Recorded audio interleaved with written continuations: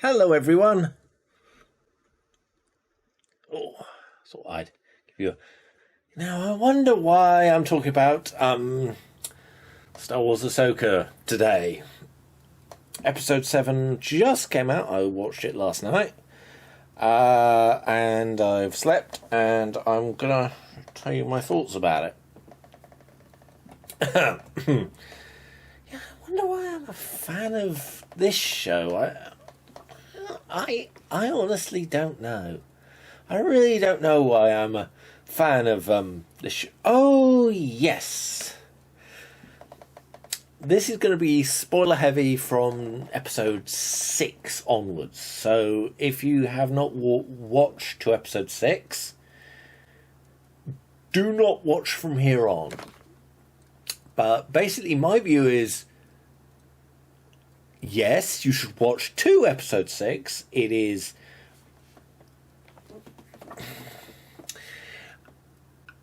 I don't know. I will go into spoilers in a second, but when someone arrives in episode 6, it is late enough to be good, but we'll see if we can stick the landing. Now, this is one more episode left. That's going to be next week. We'll see where things go. But let's talk about episode 6 and episode 7. Right. Spoilers from here on out. Episode 6. Oh. Okay. Right. I think we needed a break from the good guys. And we got a break from the good guys. We had one whole episode where it was just good guys. The thing that I think Star Wars sometimes doesn't do very well is flesh out the bad guys. I think in season 3 of The Mandalorian, it didn't really flesh out what was happening with the bad guys as much as season 2 and season 1. With this season of Asoka, we've got enough of both sides, I'd say. We have had episodes where we are concentrating on the bad guys. We are concentrating on the good guys. Now, the episode 7 is the counter to episode 5. Now, if you know what episode 5 is, I'm not going to spoil it either. Episode 5 is basically a Clone Wars. Clapping to the Clone Wars fans. I am a Clone Wars fan, and I am a fan of the person they brought back. But when I saw that episode, I didn't like it. I haven't watched it since. I will do a rewatch for a complete season in one go. It's going to take me about 3 hours, but I think for the Rebels fans, episode 7 is a gem. In so many ways. It gives you enough of everything. Now, if you're a fan of the bad guys in this series, you are going to love episode 7. If you're a fan of Sabine, you're going to love episode 7, because Sabine actually has more character growth, which is so interesting. It's just like, yeah, have I done the right thing? Have I not done the right thing? But let's talk about the man that we're all here to talk about. What do I think of Grand Admiral Thrawn returning in episode 7? No, episode 6. Jesus Christ, I've got confused. Episode 6 of Star Wars Asoka. I freaking love it. I love it. Now, everyone who's watched episode 6 when, oh my god, Thrawn is back, and they have done him justice. Lars Mikkelsen, I am so glad it was Lars Mikkelsen who took the role of Thrawn. There was dodgy rumours where the hell they came from, that Robert Downey Jr. was going to take it. The fuck? I must admit, I was on the side of Benedict Cumberbatch. Not anymore. Not anymore. I'm sorry, it doesn't work. Lars Mikkelsen knocks it out of the park. Now, everybody who calls him Chubby Thrawn, go and find a bridge, go and find a pier, I'm going to call it a long pier, but it's going to be a short pier. Take a long walk off it. Let's put it that way. He is, I think he's 60-something. I can't remember the actor's actual age, but he is around the exact age that Thrawn is canonically. And I don't think having a buff, ripped, I wouldn't say he's ripped in Rebels, but he is more toned. Now, I don't think having a toned Thrawn would actually work, and I've actually worked out a reason, canonically, why he is in less good shape than he should be, that everybody thinks he should be. But I think he actually works better, that he is... This last 10 years have not been good for Thrawn. He is still on his A game. I can tell you he's on his A game. But mentally, it's sort of... This place has damaged him. I can feel it. The way things are played, the things that he said, the things that he's doing, it's just sort of like, oh, okay, that's not right for Thrawn, but it works. It really works. And it's just like, okay, that's clever.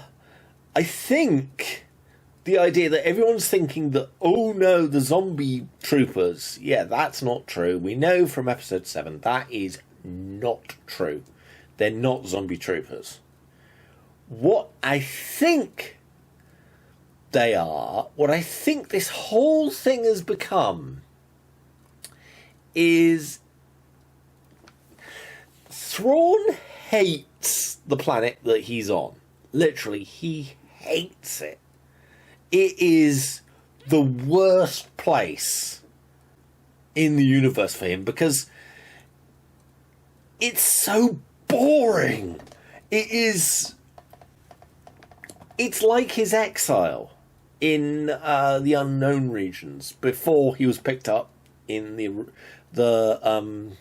not in the unknown regions, but it was his exile from the unknown regions. And I think it was like 3 months in the original Thrawn book that he was exiled from his people, the Chiss. It's been 10 years, and it's his crew and him who were exiled. Now, he cares a lot about his crew. If you read the Thrawn books, the new Thrawn trilogy, he cares about the crew of any vessel that he's commanding. And he must detest Ezra, because this is not fair. If he just shot Thrawn at the end of Rebels Season 4, Thrawn would have preferred that more than this, because it is torture for Thrawn, because he feels... This is me personally, this is my personal canon. Having listened to read one of the Thrawn books and listened to the 2 others. I think it's killing him. Not killing him literally, but it's killing him emotionally. Because he thinks he has let his troops down. He is really annoyed by it. He is trying to keep himself, he has let himself go a little. We all do, coming of age. But I think it's sort of stressed him out. Now, I'm not saying Thrawn can't be stressed. He has shown signs of stress before. There was a scene in Rebels where somebody was taking the absolute... Let's say, taking the piss. And he was just like, what did you say? And then he calmed down. I am sorry. I did not know. I am aware everyone is not as enamoured with art as I am. Captain Slavin. And I love that about Thrawn. He cares about his subordinates because he wants them to learn. You even see it in this. Even see it in the Asoka series because it's sort of like, okay, what's her name? Morgan Elsbeth asks a few questions, and it's like, yeah, no, I know what I'm doing. I haven't lost my skill. I know that keeping the troops there fighting does me nothing. It is giving me what I want, and it's like, that's it. I'm going to take my troops back. It has given me what I actually want, which is time. They are not near me. It's just like, it has moved the pieces on the board further away from me, and it's going to take them time to get here. What interests me about this is that you can also see in the actual uniform that he's wearing, it is a crisp white uniform, but it is damaged. I didn't realise this when I first saw episode 7. No, episode 6. God, I keep getting those two confused. Episode 6, where he first appears. And it's like, I didn't realise this. Somebody pointed out on Twitter, there are actually bits of damage on his uniform. And it's like, you can see where there's been repairs. And it's like, oh, wow, that is cool. He wants to keep his people working. He wants to show the good fight of the Empire. He wants to say that I am in command of this ship. I will not be wearing a tatty uniform. And I think that's really clever for Thrawn, because he has got a crew that is out of any... It's basically like Star Trek Voyager. They're on the other side of the galaxy. They don't know if or when they're going to get back. And Thrawn is the commander. And it's like, oh... I would love if Timothy Zahn, the creator of Thrawn, back in 1991 with the original Thrawn trilogy, was given the opportunity to basically, after the Asoka series season 1 has ended, to basically go, here's what happened to Asoka. Here's what happened to Ezra. Here's what happened to Thrawn. You could do a trilogy of it. Might be a bit boring, I don't know. You could do one book, I'd say. But it would be so interesting to see what Timothy Zahn says, that Thrawn, how he copes. Because Vader would lose his rag. Let's face it, Vader would just go, oh, for God's sakes, crushed skull, fix this, you can't, or crack neck. Thrawn goes, right, here's our problems, here's what we need to do, let's get it done. And I think that's really good for Thrawn. It's a really good part of Thrawn's character. It's basically, I'm in the middle of a desert island, let's just do something. Other characters, you just go, Anakin Skywalker would sort of do the same thing, but Darth Vader would go, I'm just going to wait here until I get picked up. And it's just like, what are you doing? Thrawn is a really clever character.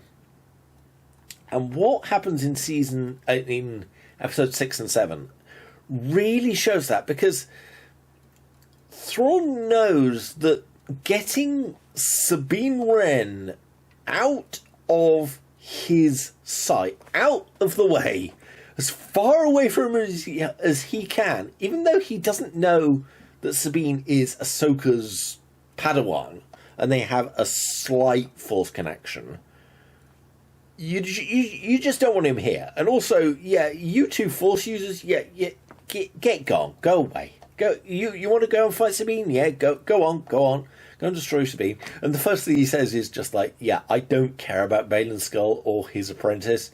As soon as we're ready to go, we will go. I want to get out of here. The Reverend Mothers, basically the Night Sisters, have basically said, I can get you out of here. Will you just get a load of cargo in? We're getting this cargo in, and we are going. We are putting pedal to the metal. It's to basically, yeah, I don't want to be here ever again. And I think that is a great character.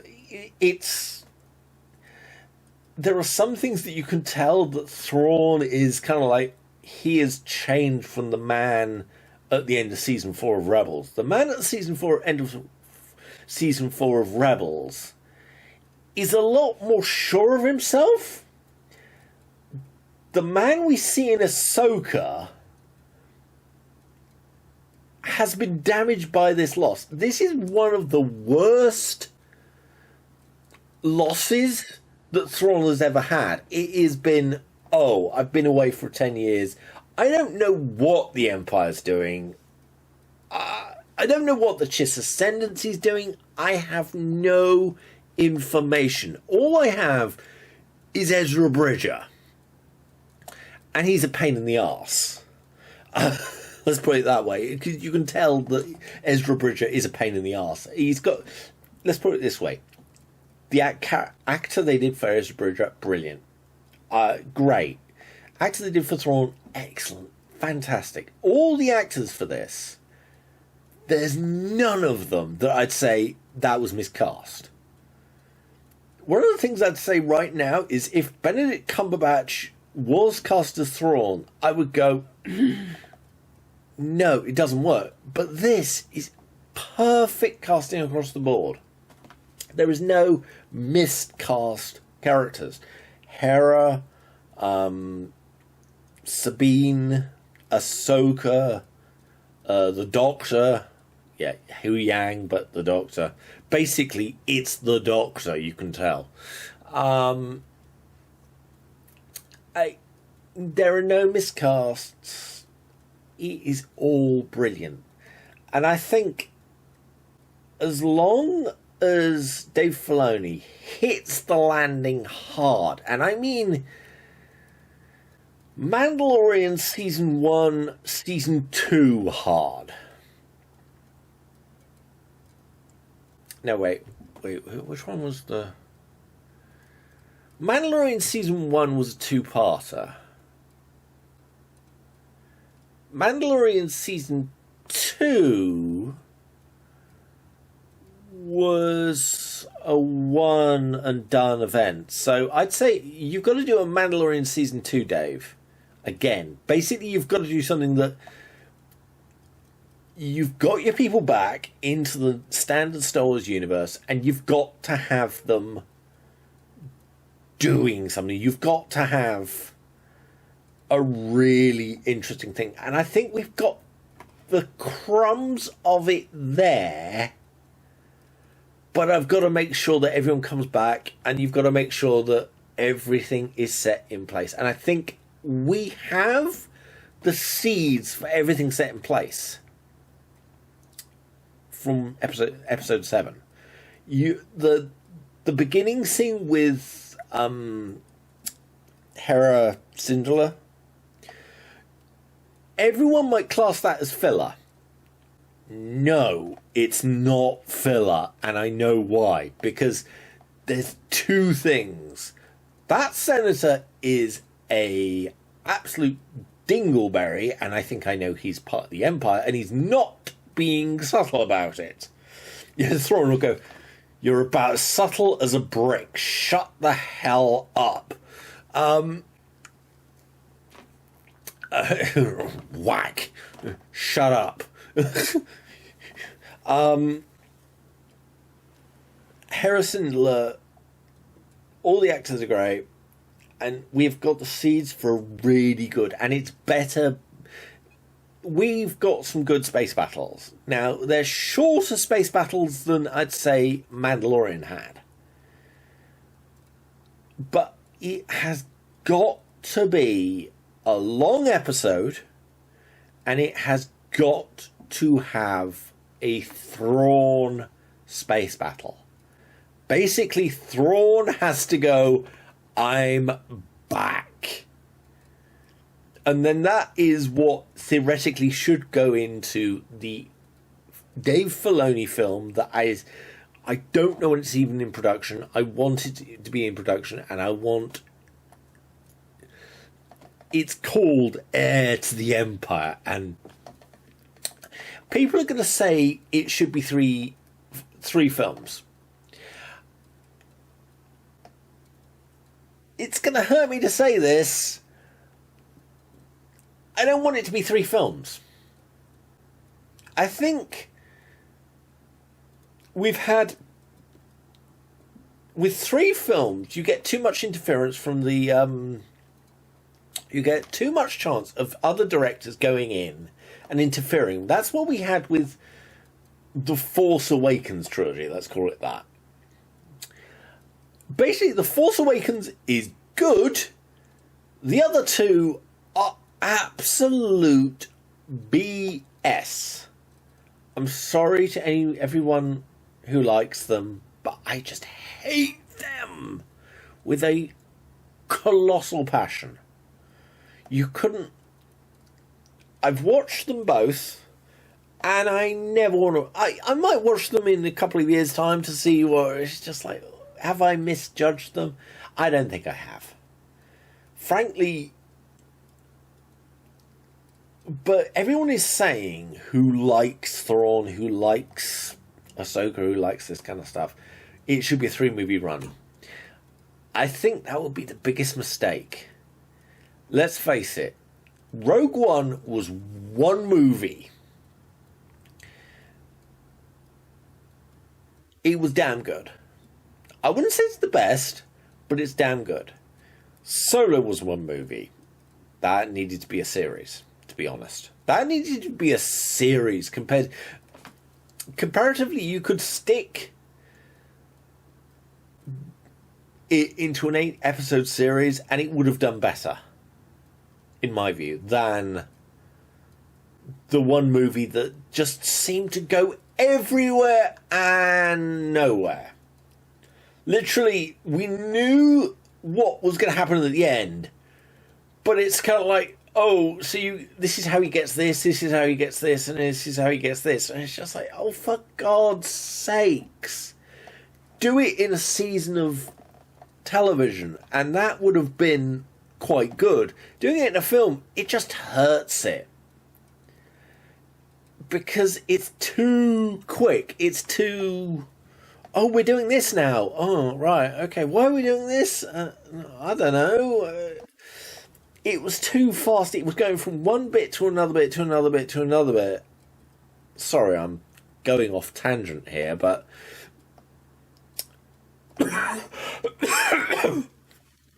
Oh, sorry about that.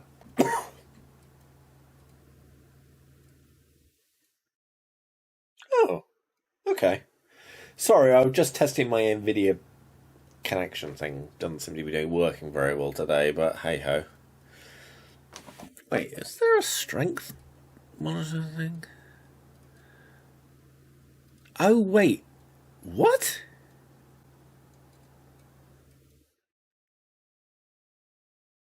I don't get this.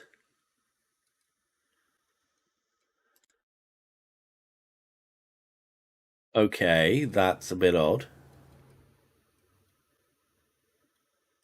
Ah, okay. I don't know. I think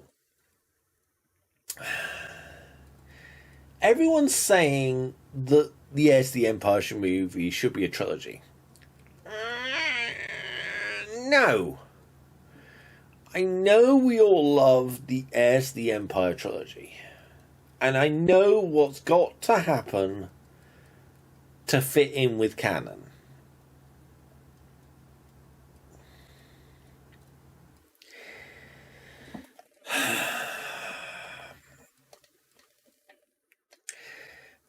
we do not have Rook anymore, which I am quite glad about, because Rook is... in the book, in the original trilogy book, no, not the original trilogy books, but the original Thrawn trilogy, Rook is the best and worst character in that trilogy. If you're a Thrawn fan, you'll know why I hate Rook. Rook in Star Wars Rebels was okay, and he's dead. It's a bit of fan service, but okay. So Rook's dead. What are you gonna do? I'm glad Rook's dead, but I don't know. You've got to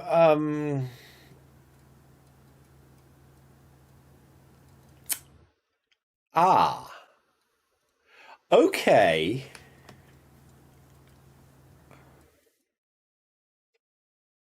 Okay, I think I know the way you can sort of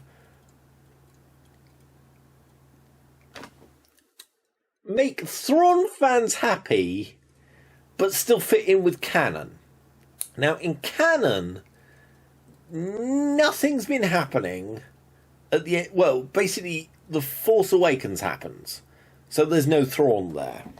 Right? You see where I'm coming from, right? What I think you do is you chuck him back to the Chiss. And basically go, okay, he has escaped to the Chiss. He basically promises he's not coming back. He doesn't want to come back. And basically Eli Vanto says, yeah, he's staying here. We need him here.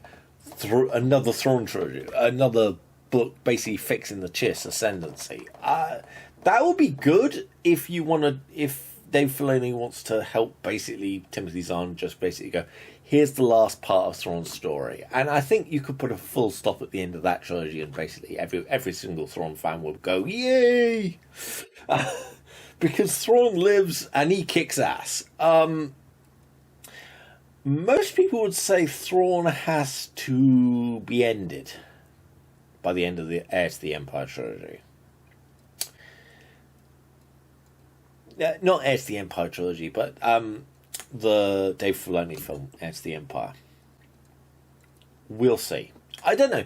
Sorry, this has been a bit of a ramble, but it's an interesting thought experiment, because where we go off from here is very interesting, and I just wanted you guys to talk about it. So sorry about lack of content recently. I've been trying to fill a skip, and there's like 2 doors and like 2 extra doors and a 2 and whatever.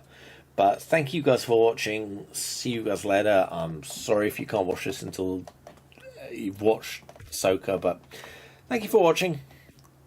Lars Mikkelsen is great. It's worth watching. Just watch the show. Thank you for watching.